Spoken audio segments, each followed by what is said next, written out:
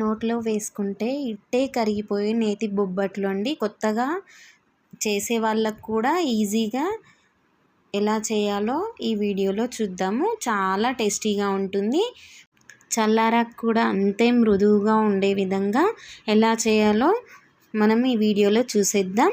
ముందుగా మన ఛానల్ని ఎవరైనా కొత్తగా చూస్తున్న వాళ్ళైతే సబ్స్క్రైబ్ చే నేతి బొబ్బట్లకు కావాల్సింది ఏంటంటే మనం పూరీ పిండి కానీ తీసుకోవచ్చండి, లేదా చపాతీ పిండి అయినా కానీ తీసుకోవచ్చు, మైదా అయినా కానీ తీసుకోవచ్చు. కానీ ఈ విధంగా ఈ పిండి అనేది ఈ విధంగా తీసుకుంటే చాలా స్మూత్గా వస్తాయి.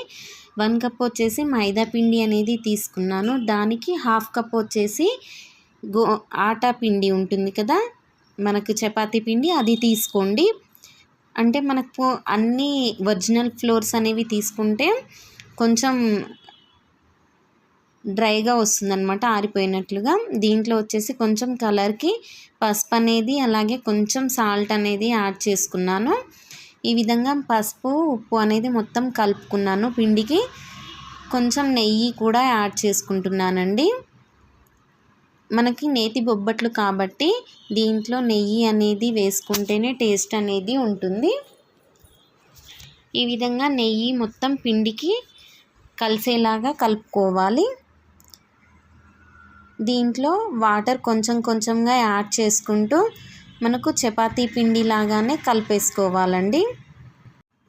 ఈ విధంగా మొత్తం కొంచెం కొంచెంగా వాటర్ అనేది యాడ్ చేసుకుంటూ కలుపుకోండి.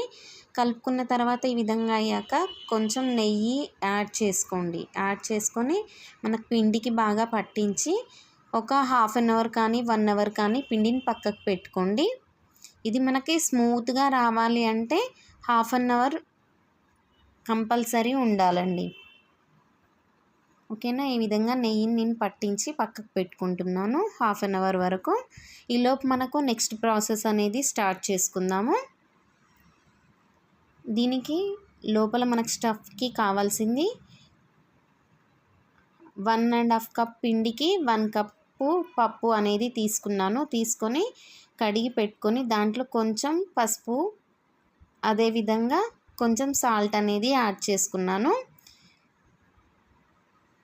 దీన్ని మనము 2 లేదా 3 విజిల్స్ వరకు, పెద్దగా హై ఫ్లేమ్లో పెట్టినప్పుడు వచ్చే విజిల్స్ ఉంటాయి కదా, 2 లేదా 3 విజిల్స్ వచ్చేంత వరకు ఉడికించుకోండి. ఈ విధంగా సగం పప్పు మాత్రమే ఉడకాలి, ఎక్కువ ఉడకకూడదు. ఎక్కువ ఉడికితే మనకి పప్పు అనేది రుబ్బినప్పుడు వాటర్ వాటర్గా వస్తుంది కదా, అలా కాకుండా ఉడికించుకొని ఈ విధంగా జల్లి గిన్నెలోకి వేసుకొని వాటర్ అనేది మొత్తం పోయే వరకు కొంచెం సేపు ఉంచుకోవాలి. నెక్స్ట్ అదే గిన్నెలో మనకి టేస్ట్కి తగ్గట్టుగా బెల్లం వేసుకున్నాను. అంటే మనం ఎక్కువ స్వీట్ తీసుకుంటే ఎక్కువ బెల్లం, దీనికి వచ్చేసి నేను 100 గ్రాముల బెల్లం వరకు తీసుకున్నాను. తీసుకొని దాంట్లో టీ కప్పు ఉంటుంది కదా, టీ కప్ వాటర్ అనేది వేసుకొని ఆ విధంగా పాకం అనేది పట్టుకుంటున్నాను. ఇప్పుడు శనగపప్పుని ఈ విధంగా గ్రైండ్ చేసుకుంటున్నాను. మీకు మెత్తగా కావాలనుకుంటే మెత్తగా వేసుకోండి, మెత్తగా గ్రైండ్ చేసుకోండి. మేమైతే కొంచెం పప్పే తింటాం కాబట్టి ఆ విధంగా గ్రైండ్ చేసుకున్నాను. దీంట్లో ఇప్పుడు బెల్లం అనేది మరిగేటప్పుడు 1 టీ స్పూన్ యాలాచి పౌడర్ అనేది యాడ్ చేసుకున్నాను. అందులో నెక్స్ట్ మనం ఇప్పుడు కలిపి పెట్టుకున్నాం కదా పప్పుని, ఆ పప్పుని మొత్తం ఈ విధంగా వేసుకొని కలిపేసుకోండి. ఉండలు అనేది కట్టకుండా మనకు దింపేసైనా కానీ కలిపేసుకోండి. ఈ విధంగా మొత్తం మనకి బెల్లంలో కలిసే విధంగా కలుపుకోండి. ఈ విధంగా మెత్తగా తినే కన్నా కొంచెం పప్పు అనేది అక్కడ తగిలితేనే చాలా టేస్టీగా ఉంటాయి బొబ్బట్లు. దీంట్లో కొంచెం నెయ్యి అనేది యాడ్ చేసుకుంటున్నాను. నెయ్యి కొంచెం కొంచెంగా మనకి ఒక 2-3 స్పూన్స్ యాడ్ చేసుకుంటే ఫ్లేవర్ అనేది బాగుంటుందండి. ఈ విధంగా మొత్తం మనకి ఉడికేసింది, ఒకే దగ్గరికి అయిపోయింది కదా. మనం ఇలా రౌండ్గా చుడితే బాల్స్ లాగా రావాలి, ఇలా రాలేదు. నెక్స్ట్ మనం కొంచెం ఒక 2 మినిట్స్ ఉంచుకుందాం. ఉంచుకొని బాల్స్ అనేది వచ్చేంత వరకు ఉంచుకోవాలి. ఈ విధంగా చూడండి, బాల్స్ వచ్చాయి కదా, బాల్ అనేది వచ్చింది కదా. ఇప్పుడు స్టవ్ అనేది ఆఫ్ చేసి చల్లార్చుకుందాము పక్కకు పెట్టుకొని. మనకు పిండి అనేది చూడండి 1/2 అవర్కి ఏ విధంగా అయిందో. ఇలా అయిన తర్వాత మనము వీటిని ఉండలుగా చిన్న చిన్న ఉండలు, అంటే మనకి పెద్దగా కావాలి అనుకుంటే బొబ్బట్లు పెద్ద ఉండలు అనేది చేసుకోండి, లేదా చిన్నగా చేసుకోవచ్చు. ఈ విధంగా నేను పెద్ద పెద్ద ఉండలు అనేవి చేసుకున్నాను. నెక్స్ట్ ఒక పూరీ ప్రెషర్, అంటే మనకి కొత్తగా చేసుకున్న వాళ్ళకి ఇది పూరీ ప్రెషర్ తోటి చేసుకుంటే సింపుల్గా అర్థమవుతుందని చెప్పేసి ఈ ప్రాసెస్లో చూపించాను. దీనికి కొంచెం నెయ్యి అనేది అప్లై చేసుకున్నానండి. ఒక కవర్ కట్ చేసుకొని 2 సైడ్స్.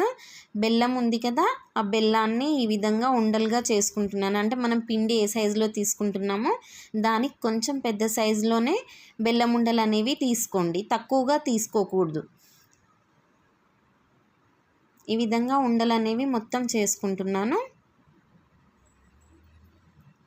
చూడండి, ఇప్పుడు కవర్కి వచ్చేసి నెయ్యి అనేది అప్లై చేసుకుంటున్నాను. మీకు నెయ్యి అయితే నెయ్యి, లేదా నూనె అయితే నూనె యూజ్ చేసుకోండి, పర్వాలేదు. ఈ విధంగా నెయ్యి అప్లై చేసుకున్నాక పిండి ముద్దని ఈ విధంగా ప్రెస్ చేయండి. ప్రెస్ చేసి మనం బెల్లము ఉండ ఉంది కదా, ఆ బెల్లం ఉండని ఈ విధంగా వేసి చుట్టూ ఫోల్డ్ చేసుకోండి. మనకి అంచులు అనేవి పల్చగా రావాలి. మనము ఇలా ప్రెస్ చేసేటప్పుడు చేయితోటి ఈ విధంగా పూరీ ప్రెషర్లో వేసుకొని గట్టిగా ప్రెస్ చేయొద్దు, చూసుకుంటూ మనం ప్రెస్ చేసుకోవాలి, లేదంటే ఎక్కువ వెడల్పు అనేది అయిపోయి బయటికి వచ్చేస్తుంది బెల్లం అనేది. ఈ విధంగా అయింది చూడండి. ఈ విధంగా మనం అన్నీ చేసుకొని పక్కకు పెట్టుకుందాము. నెక్స్ట్ హ్యాండ్ తోటి కూడా ఏ విధంగా చేయాలనేది కూడా చూపిస్తాను.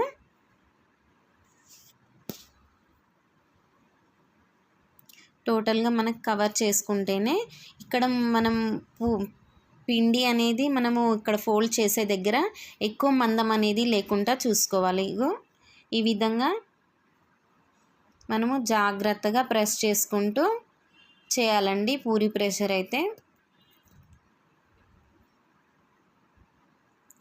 ఈ పూరీ ప్రెస్ తోటి ఈ విధంగా చేసుకున్నాక మనము ఒక ప్యాన్ తీసుకొని నెయ్యి కానీ నూనె కానీ ఏదైనా కానీ అప్లై చేసుకొని ఇలా మనం మీడియం ఫ్లేమ్లో పెట్టుకొని ఈ బొబ్బట్లని అటు సైడు ఇటు సైడు కదుపుకుంటూ మనం ఫ్రై చేసుకుందాం, అంటే ఇట్లా కాల్చుకుందాము.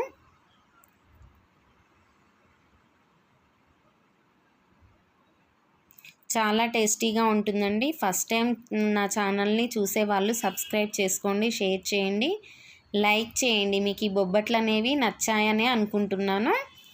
ఈ విధంగా మనకు చుట్టూ తిప్పుకుంటూ కాల్చుకోవాలి.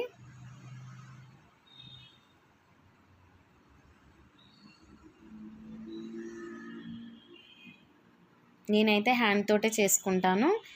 ఈ విధంగా చూడండి, హ్యాండ్ తోటి ఏ విధంగా చేయాలో నేను చూపిస్తున్నాను. ఈ విధంగా మనము ప్రెస్ చేసుకున్నాక హ్యాండ్ తోటి మధ్యలో వచ్చేసి బెల్లం అనేది పెట్టుకుంటున్నాను.